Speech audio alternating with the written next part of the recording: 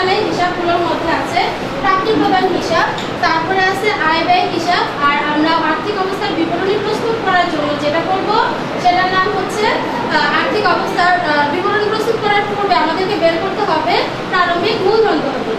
তো প্রথমে যেটা আসবে সেটা হচ্ছে প্রাপ্তি প্রদান হিসাব।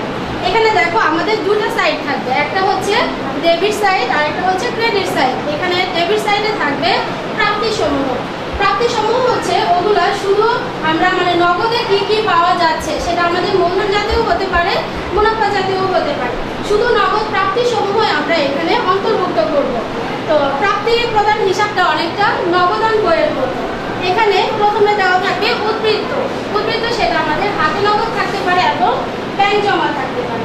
এছাড়া এখানে সারা বছরে আমরা বিগত বছরে কিছু জিনিস পাইতে পারি, চলতি বছরে কিছু জিনিস পাইতে পারি এবং পরবর্তী বছরে কিছু জিনিসও পাইতে পারি। সবগুলো এখানে আসবে প্রাপ্তি প্রদান, কোনো কিছু পাওয়া গেলে আমরা কোন সাইডে দিব?